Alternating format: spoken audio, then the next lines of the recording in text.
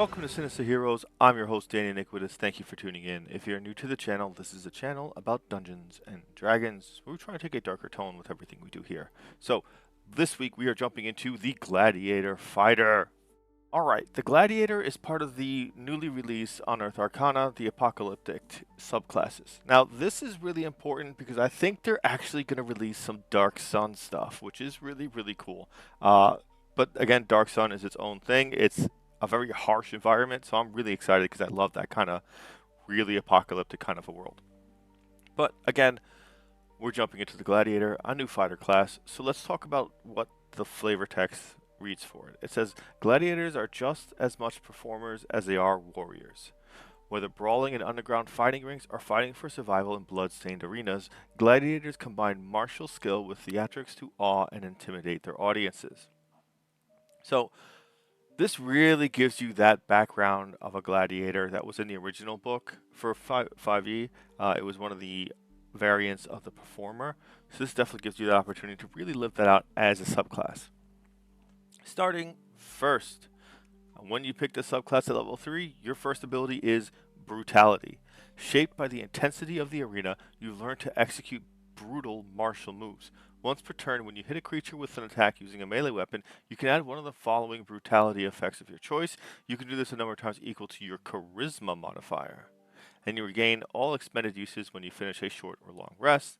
Bleed. You can activate the sap mastery property in addition to a different mastery property you're using with that weapon. And the target takes extra damage equal to your charisma modifier. The extra damage type is the same type as the weapon's type. Bluff. You can activate the Vex Mastery property in addition to a different mastery property you're using with that weapon, and you have advantage on the next saving throw you make before the end of your next turn. Stumble. You can activate the Topple Mastery property in addition to a different mastery property you're using with that weapon, and on the next turn the target can only take an action or a bonus action, not both. So, Sap, I believe, gives them disadvantage on the next attack, if I'm correct. Once you've given them disadvantage on their weapon attack, on their next first attack on their next turn, you also get to deal extra damage to them. Now, bleed will be better dependent on your charisma modifier. So that's something really important to kind of put into perspective of how you want to build your character. Again, this kind of suffers the same circumstance of being a bard or a warlock, where you have the option to do melee attacks and a necessity to contribute to your charisma. Bluff is great. Bluff is really great because it's not only giving you advantage on the next attack you make, but you're also adding that, again, like all these, depending on what weapon you have. So you might already have Sap, and so then you're adding that onto Vex. So you're gaining advantage while they're gaining disadvantage. That's a cool thing. The best part about all of these, and even with Stumble, where you can give the opportunity to knock them down, which is really great for a fighter, because if you happen to say you're using like a longsword, you knock them down with Topple, you're in melee range. You're going to make a bunch of different attacks, additional attacks that turn. Now they will all have advantage.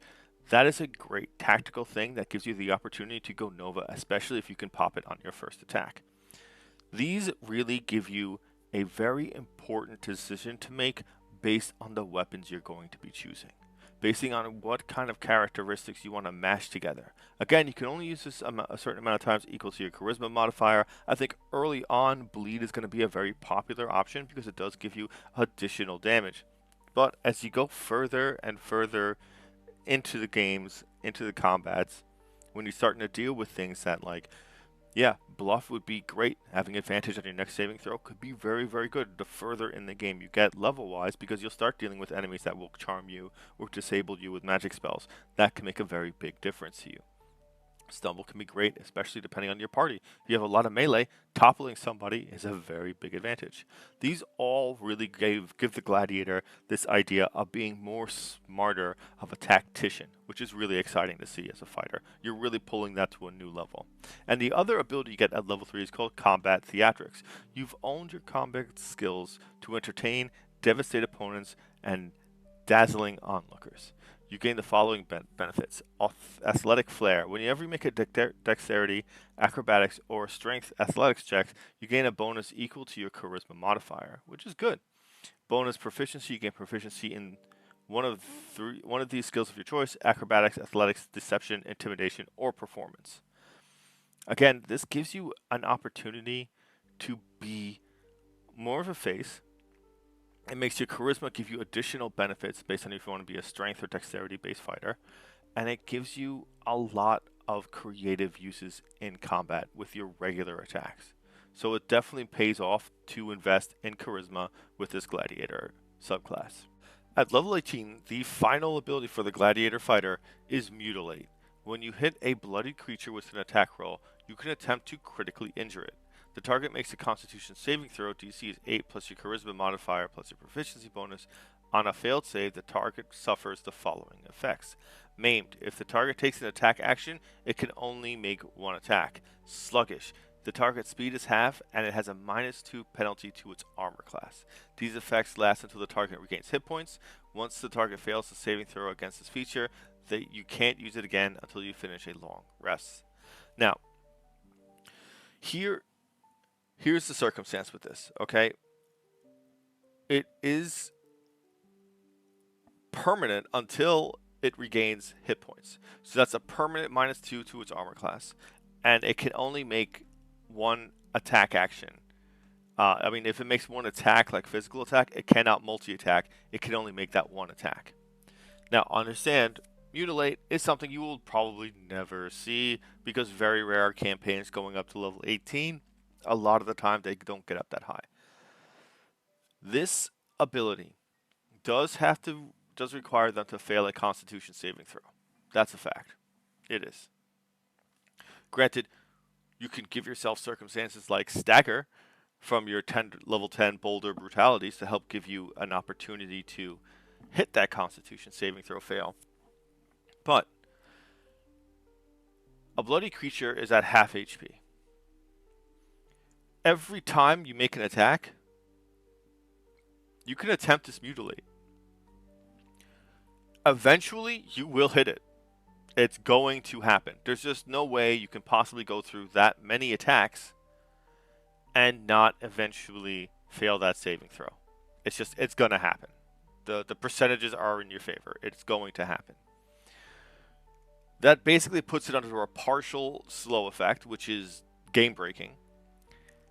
And then on top of that, it takes away 2 to its armor class. It's like dropping a shield, and every point in AC matters. It does. So this makes it easier to hit, so easier to take it down, and your only real issue is ensuring it doesn't regain hit points. And there are plenty of ways to do that. There are spells that do that. There's cantrips that do that. So there's always plenty of ways to do that. And it's in your benefit to stop any kind of regeneration. But even 1 or 2 rounds of this is still really beneficial. If you're fighting a bruiser type big bad, that's going to be great for you to only have to sustain dealing with 1 attack. That's going to be very, very powerful for you and your party. It makes your survivability go up a lot. And -2 to armor class gives you an opportunity to hit more of those attacks. It's a very strong ability.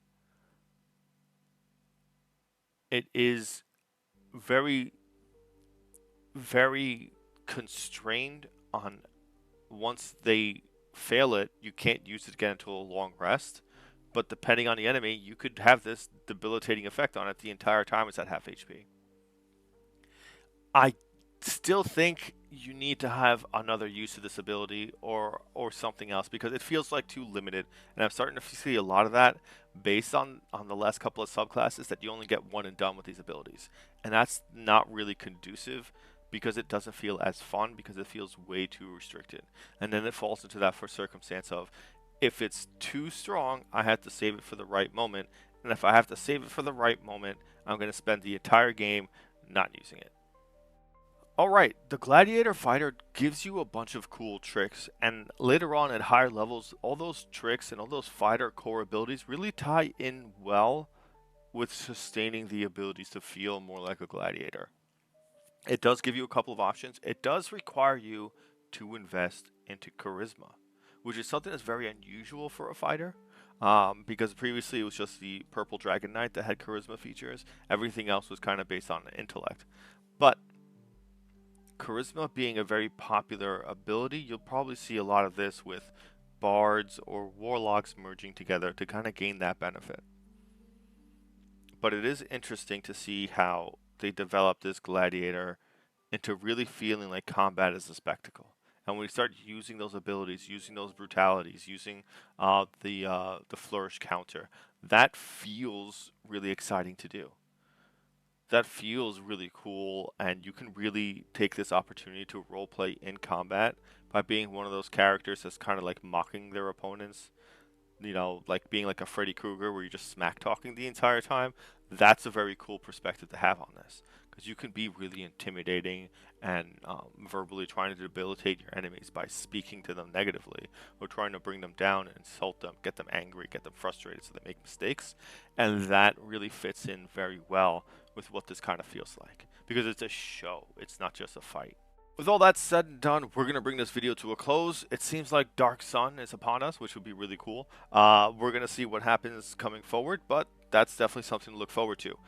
If you made it this far in this video, definitely like, share, and subscribe. It helps the channel a lot when you do all of those things.